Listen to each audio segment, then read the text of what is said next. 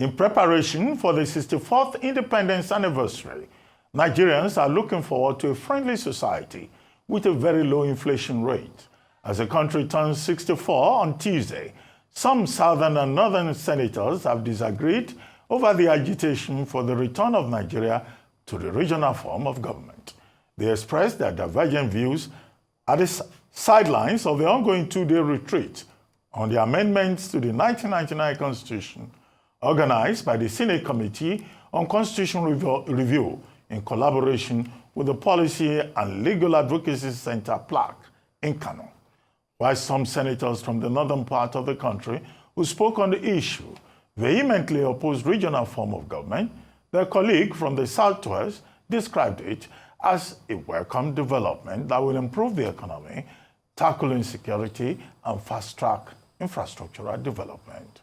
It should be recalled that Nigeria had practiced a more regional form of government between 1954 and 1966 in the western, eastern, and northern regions. The Midwestern region was later carved out of the Western region in 1963. The model lasted until 1966 when the military overthrew the civilian government. Joining us now on this show as we take a look at Nigeria's progress politically in the area of governance is elder statesman Robert Clarke, a senior advocate of Nigeria. Good morning, Chief Robert Clarke, and thank you very much for joining us on this show.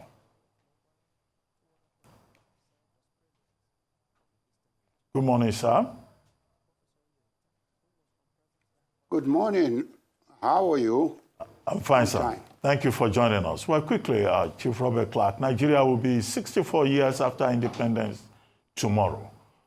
Where did we get it right? Where did we miss it? Some Nigerians are saying that, look, we should amend the Constitution and abandon this presidential system of government that is so expensive and go back to the regional system that we had. Some even say a parliamentary system will be better. Is the problem with Nigeria at 64 the system of government or something else?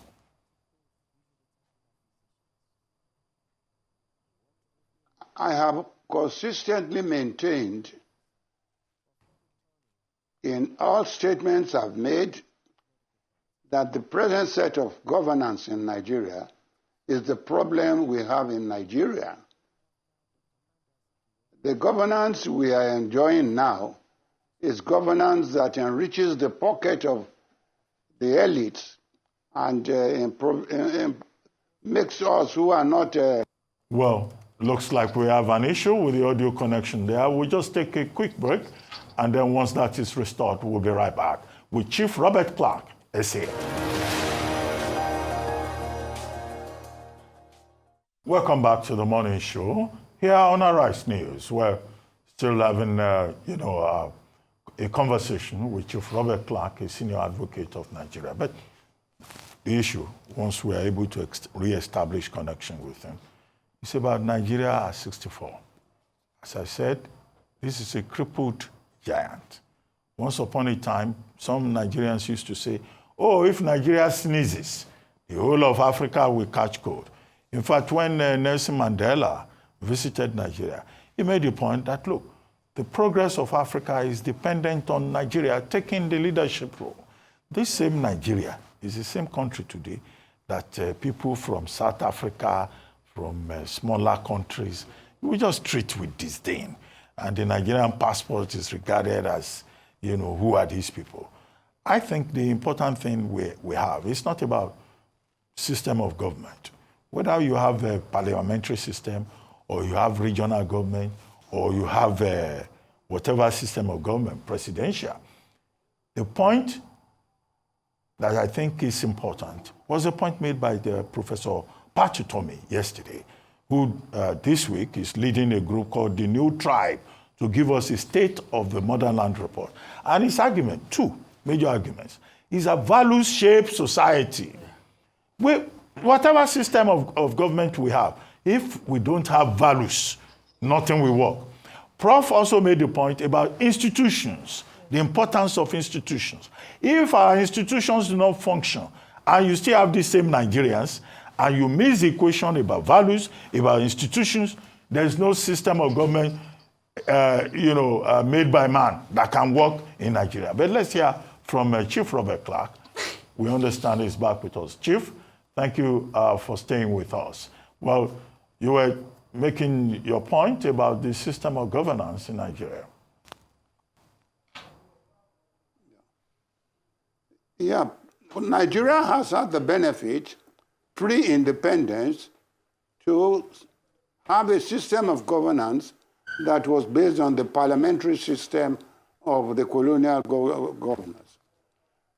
That system enabled the regional components of Nigeria to grow up at their own pace, to develop at their own pace, and to do many other things at their own pace. However, due to the military incursion, and of course the military is based on a unitary form of system, the last order must be obeyed, tended to change the system of governance in Nigeria from the parliamentary system to what we now have as a presidential system. The presidential system now took into consideration a number of states that were not in existence during the parliamentary system, but were only existing during the...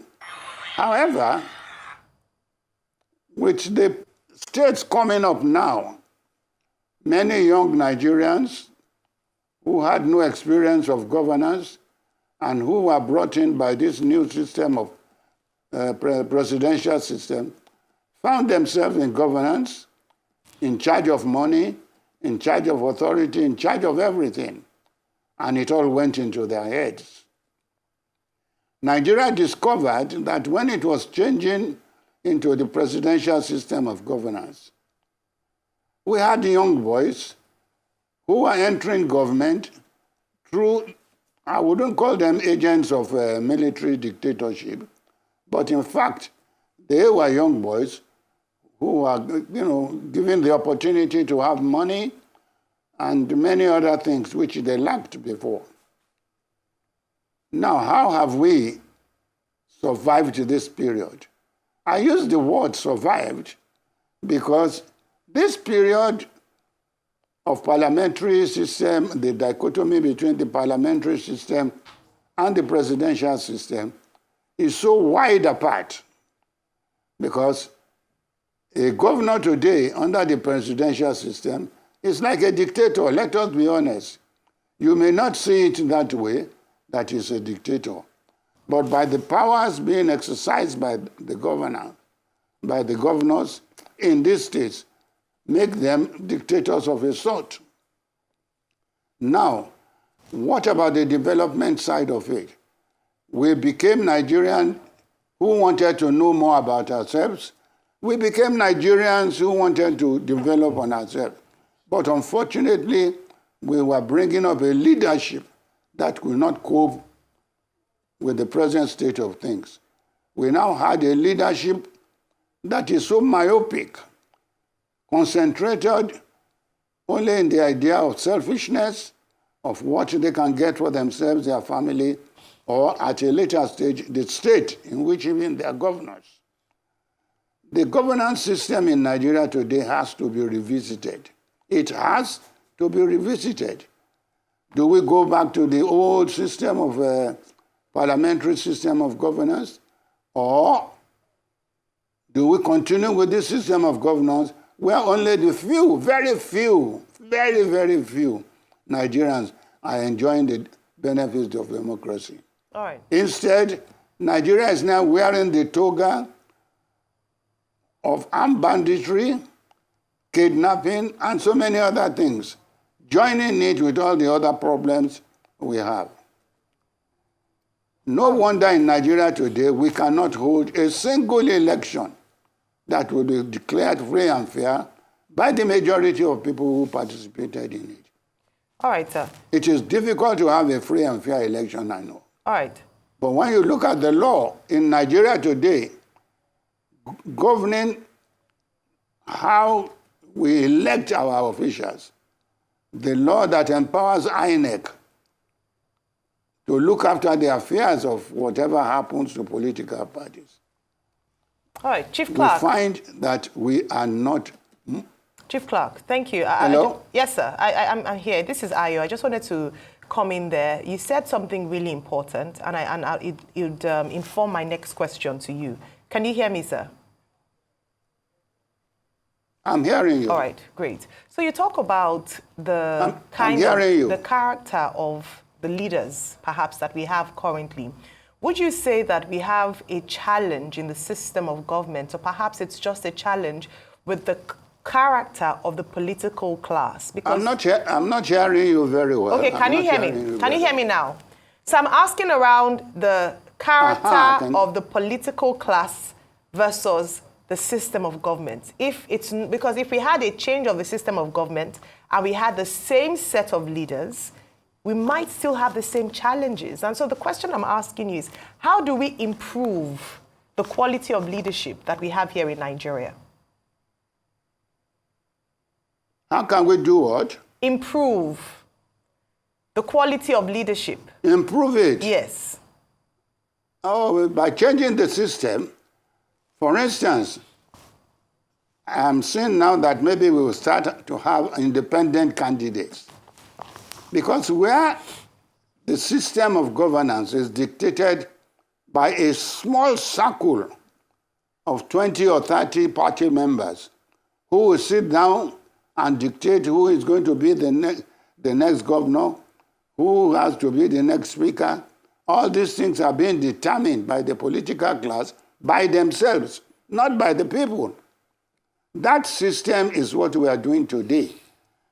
This political system in Nigeria today is very faulty. Faulty in the sense that it has shifted power from the people's hands into a class of people. And before you can get into that class, before you can get into it, you must have spent a lot of money. Therefore, money is the number one problem we have. To be in a class of the system that will improve the common man's, life, you must have spent a lot of money. And when you get there, the first thing you want to do is to recoup your money that you have spent in. And then Nigeria finds itself that we are just moving in one circle and one circle alone. The common man is not getting the benefit of democracy. The rich are getting richer. The politicians that are dominating in all aspects of our life. So we have to improve the system of governance. Number one, we have to allow independent candidates to fit into our system of governance. Because if we allow the parties to dictate, the parties will be, created in the boardroom, will be created in the tea room, and those of us outside the boardrooms and tea rooms will not have a say in what goes on. Okay. So my view is that Nigeria should change its system of governance. And what do I mean by that? Do we go back to the old system? Do we continue with the present parliamentary presidential system? My view is that we should go back, with due respect to anybody who has a different idea, go back to the parliamentary system, where anybody who does anything can be accounted to the people on the floor of the House. The Prime Minister can be examined, the President can be examined on the floor of the House, and can be, taken care of there. Okay, not the party forming a caucus somewhere. Okay, sir. Okay, sir. And taking decisions on behalf of the people. Okay, sir. Good to see you again, sir. Rufai here, sir. I mean, very, very clearly well-made Rufai, point. how are you? Very well, thank you, sir. God bless you, sir. My good friend. Yes, sir. Very well-made point. God I bless. mean, and you said it all. It's still about this political class, the corruption, the fact that money plays a big role, in our politics. And I want you to juxtapose it to the recently concluded Edo election. What's your take about the recently concluded Edo elections and the back and forth going on there? That's number one. But number two, the question I would like to ask you is, you said we should go back to the old ways. But it was still in that old regional government, we had the fight between Akintola and Awolowo. We had Wetie. We had, those alliances in the 64 election. We had 64 election that some people say in former times in Nigeria, one of the worst elections that happened in this country. And we all know the fallout of all of those incidents. All of these too were because of this political class there, that they were self-serving and all constantly about themselves. So the question is, what's the way forward? We are talking about ethnic bigotry here. I mean, if you read the autobiography of Awo, you will see instances where Nnamdi Azikiwe also used his paper, the West African Pilot, to stoke all of these, divisions and all of that back and forth, and across all political lines. So this past too, we are going to, that you said we should go back to, was not all that favorable. What's the way forward? That's my question. And I'm also asking, what's your take on this recently concluded Edo elections? What is what? What's your take on this recently concluded Edo elections? And I was talking about the fact that the past too was not favorable. We had riots, we had rivalry between Akintola and Awolowo, we had Wetie and all of that. So what would be the way forward? Or should we even have a hybrid? What should be the way forward? There is no way forward, because all what you are saying about corruption right up from Awolowo's time and Akintola's time and Zik's time is still permeating the society today, which shows you that we are not moving forward. We are not moving forward. So what you are seeing in Edo today, if you see anything bad, because I was not an observer there, so I cannot say much about what happened in Edo. I can only speak as to what I see and as to what I hear. So you will permit me not to speak on the Edo elections, because I didn't see much of what happened there. But I can hear many disgruntled elements bringing out different facts about the Edo, and I don't want to be part of analyzing an election which I didn't know anything about. Now, Nigeria has a problem. The problem of Nigeria today is Nigerians ourselves. We are the crooks, we are the thieves, we are the leaders, we are the everything. Nigeria is a nation where anything goes. Wherever can you see in the world today with the rate of hunger in Nigeria, and yet people are suffering and smiling, like my good friend Anikulapo says. Wherever in the world will you see that the percentage of goods that come in a night will catapult the following day when you get to the market, and there's an inflation of almost 20% on an item. Many things are wrong in Nigeria, but the most important thing is that most of these wrong things in Nigeria are being very, placed upon politicians. And I don't blame anybody, because politicians in Nigeria today are the only people who have money to throw around and cause confusion or cause something better. But most times they use their money to cause confusion. So please permit me not to talk about Edo. Edo is a mini Nigeria. Whatever happens in Edo happens in all other states in Nigeria. There is no state in Nigeria where there is no Togri. There is no state in Nigeria where we have not seen what Oshimole did in Edo, which you are blaming on many other things. That is not happening in any other state in Nigeria. We are all the same. We are all the same. I'm sorry to say. Let us change the system of our governance. Let us have today a better political setup that will allow parties not to have much power as they have over individuals. Let us have independent candidates. Let us have our local government to carry on as if it's a Nigerian mandate, not a party mandate. I can assure you we have the potentials. Nigeria has the best potential in the world to grow up from whatever we are. Very quickly, changing the system of government. How about values and institutions? Yeah. If we change the system of government and these same Nigerians who have abandoned values and the institutions that are weak, will it not be just same of the same? Abati, no country can develop without strengthening a system of governance. Nigeria will not allow such a situation to happen because our system of governance pays too much premium on leadership. Governor, Your Excellency, Your Excellency, you're this.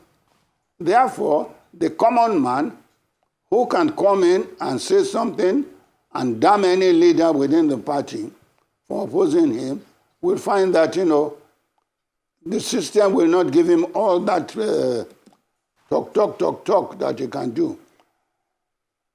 Your institutions are the backbones of governance. We are not encouraging our institutions to thrive at all. And if we don't do that, Nigeria will not grow. You have to grow institutions, as Abati has been saying it. Grow institutions, and you'll find that the country will grow. Because Nigeria is sliding backwards, even with all the detriment of hunger and many other things happening in Nigeria today. I doubt whether when we scale over all the loans we have gone to get and we come back to a real life, whether we'll learn any lesson. We are not restructuring to learn lessons. We are restructuring to make money. And when we make the money, I doubt whether we will restructure ourselves to know how to build nations. All right. Well, thank you so much for your time with us today, Chief Robert Clarke, SAN. Again, we continue to have these conversations as we prepare for the 64th anniversary of Nigeria's independence.